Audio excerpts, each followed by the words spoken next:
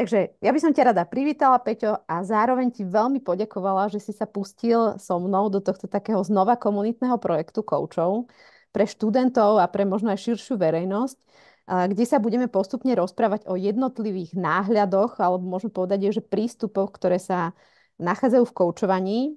Lebo teda ako sme už rozprávali predtým, ako som zapla nahrávanie, že ľudia začínajú rozumieť tomu, že existuje nejaký profesionálny rámec, že existujú nejaké koučovacie kompetencie, ktoré profesné organizácie stanovujú, že je niečo, čo by sme ako kouči mali ovládať.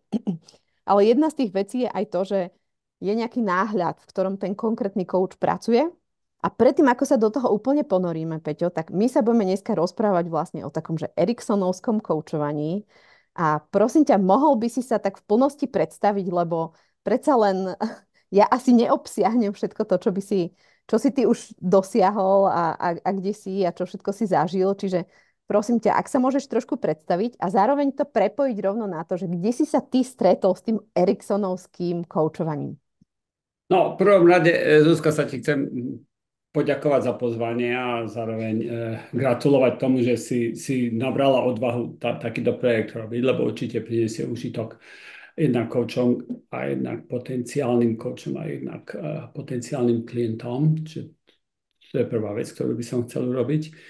No, druhá vec je, že by som chcel urobiť ten taký, neviem slovenské slovo, disclaimer, že budem rozprávať svoje názory, hej, a niekedy o celom koučovacom prístupe. To znamená, stále sú to moje názory a o niektorých tých mojich názoroch aj zúrivo diskutujem s predstaviteľmi danej školy, čiže toto by som chcel veľmi jasne definovať, to je druhá vec.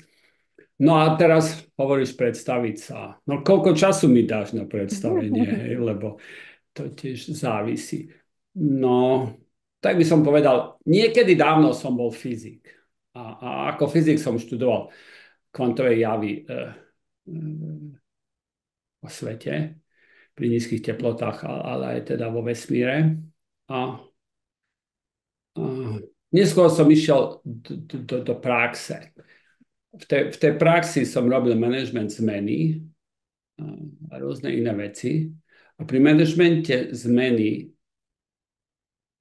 keďže som používal mysel fyzika a skúmal som, ako je to použiteľné v praxi, som prišiel na to, že veľká zmena prináša veľký odpor.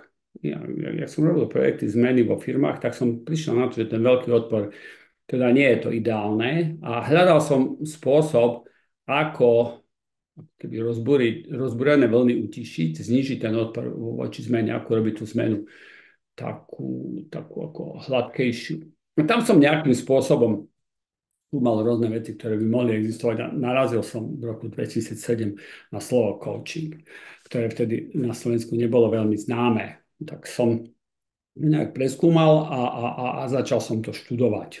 Shodou okolností na Slovensku sa to vtedy úplne výnimočne dalo a shodou okolností to robil Eriksonovský inštitút Erikson College International Vancouver, Kanada. Tak som to študoval, tento koučovací prístup a potom som ho začal používať. A ako fyzik som samozrejme mal k tomu kritický prístup, to znamená, neveril som tomu ani zamak, ako prístup fyzika je, že vlastne máš podrobiť všetko pokusu vyvrátiť to. To znamená, funguje to len vtedy, ak sa ti to nepodarí vyvrátiť. Toto som sa pokúšal robiť so všetkými aspektami coachingu.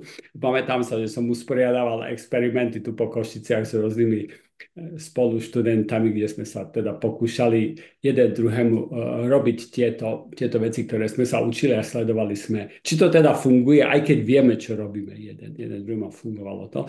Čiže postupne, keďže sa mi to nepodarilo vyvrátiť, som sa začal presviečať, že teda ten coaching funguje. A neskôr som zistil, že je to veľmi efektívny nástroj na zmenu. A tak ja coaching vo veľkej miere používam. Ja ho používam nie ako ten konečný, ako keby konečný cieľ, ale ako nástroj k tomu, aby som dosiahol zmenu, či už individuálnu alebo organizačnú. No a samozrejme, aby som to tak povedal, tá moja predchádzajúca kariéra fyzika sa v tom začala prejavovať, pretože čím viac som študoval túto stranu mysle, som pochopil, že tam existujú medzery vo vysvetlení a tá dualita mysle a hmoty sa prejavuje veľmi, veľmi, veľmi prudko a bolo by užitočné to trošku zblížiť. A tak som začal pracovať dlhodobo na filozofii fyziky a ako fyzika môže pomôcť vysvetliť isté aspekty mysle a z toho vznikli rôzne tréningy, ktoré dodnes teda trénujem ďalšie vzdelávanie koučov v systémovom myslení a v aspektoch teda kvantového myslenia, keby som to tak veľmi zjednodušene povedal, po celom svete. Peťo, to tak trochu znie, že ty si tak akože ochutnal si coaching a potom si tak s tým išiel, ale v skutočnosti ty si ako keby jeden z mála MCC coachov na Slovensku.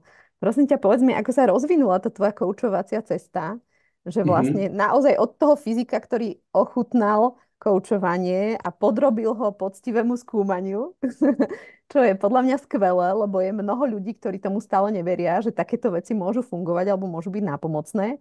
Ako si sa dostal v zásade až k tomu, že si MCC coach?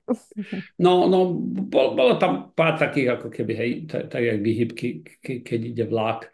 Jedna z nich bola, že chodil som na koučovací výcvik a nepáčil sa mi preklad, hej, lebo bol taký technický, tak som kritizoval preklad, až mi kolegyňa povedala, no ty keď to tak kritizuješ, tak to skús robiť lepšie. Ja som si stanovil cieľ, že no dobre, budem ja prekladať tento coaching, prídu zahraniční lektori, to bolo v roku 2008, ale musím z toho niečo mať, to znamená nielen preklady, ale musím si to aj zapamätať. Tak som si cvičil mysel a robil som chvíľu, asi 2 roky tlmočníka pri týchto koučovacích výcvikoch. To bol jeden taký krok smerom k tomu. Druhý bol, že niekde v rámci toho, že som robil tlmočníka, raz pani Marilyn Atkinson, zakladateľka Ericsson College International, sedela na stanici, lebo je zmeškalo lietadlo a neviem čo, neleteli lietadla, lebo bola zrovna sopka na Islande a sme sedeli na stanici v Bratislave a mala ísť vlakom do Srbska a mali sme 2 hodiny času, tak sme debatovali. No a sme debatovali o vzájomných záujmoch a zistili sme, že sa istým spôsobom prelínajú. Ju zaujali teda moje aspekty fyziky a toho, čo fyzika môže ponúknuť pre psychológiu a pre pochopenie mysle. A mňa sa zase zaujali niektoré jej aspekty a nástroje, ktoré nám ponúkala pre pokročilých študentov sebapoznania. Hej, keď to by som tak povedal. Slovo dalo slovo a ja som potom začal viac sa s ňou stýkať. Chodil som s ňou viac po svete.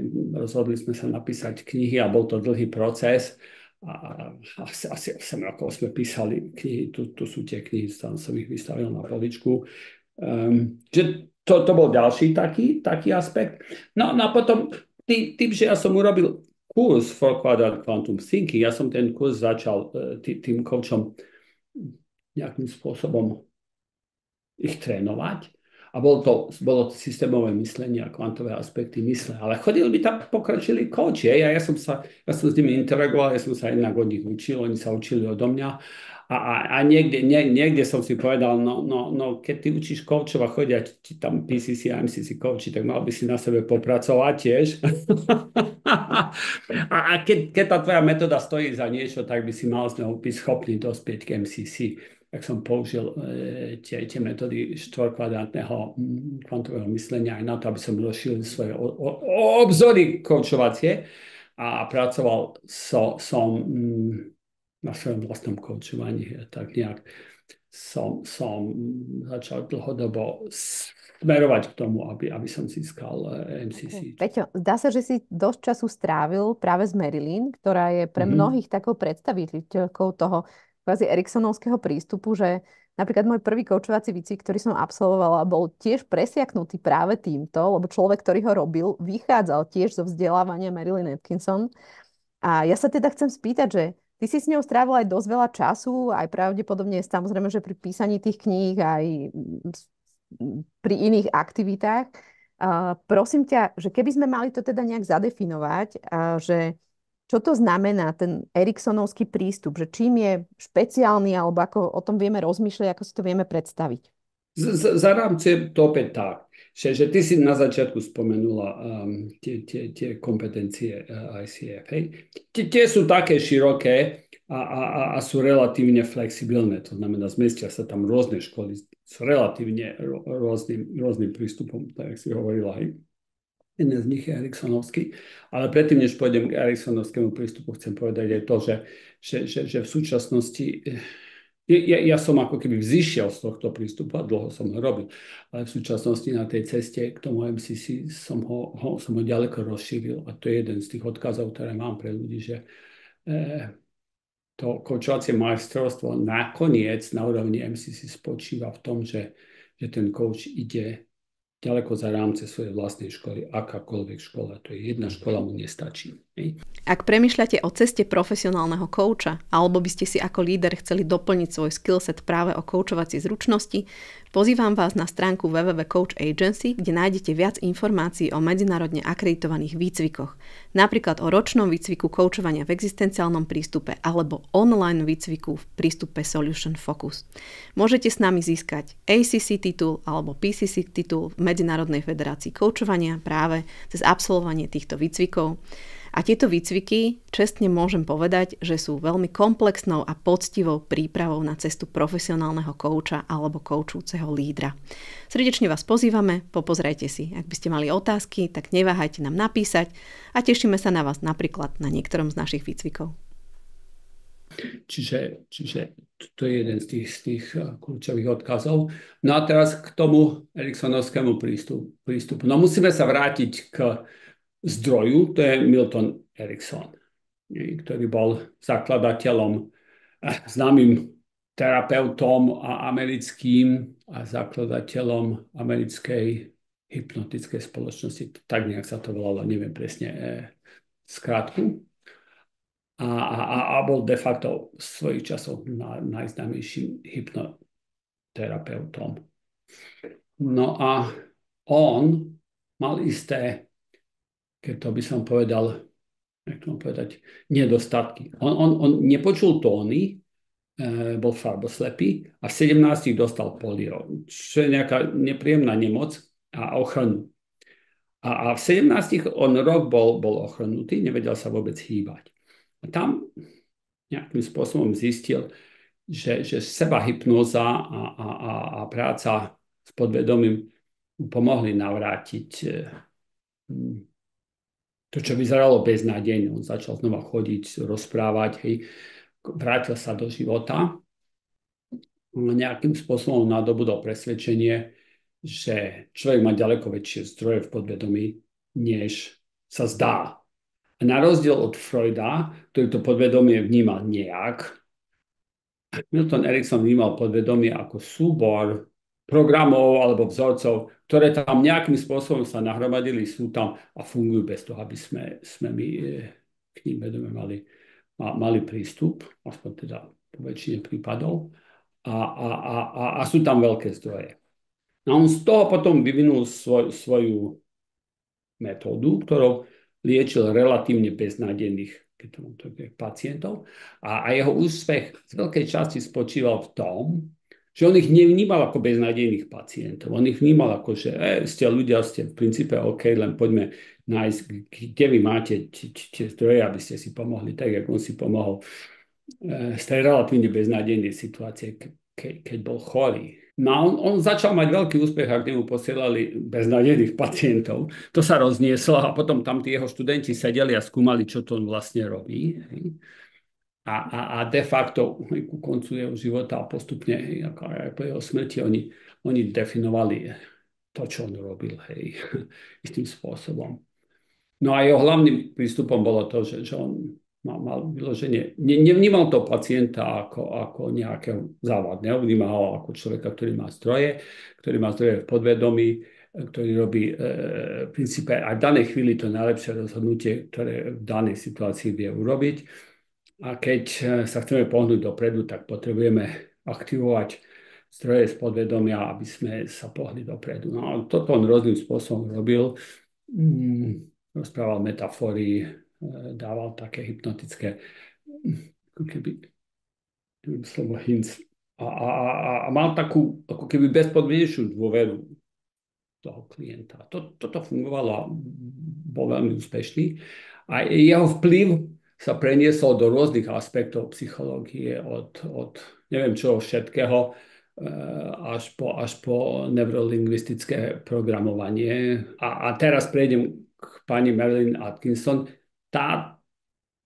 Tieto jeho metódy veľmi intenzívne študovala a pokladala ich sa natoľko funkčné, že na základe toho a na základe jej štúdia a príspevku k neurolingvistickému programovaniu v 80. rokov. Ona aj trénovala neurolingvistické programovanie v rôznych častiach sveta.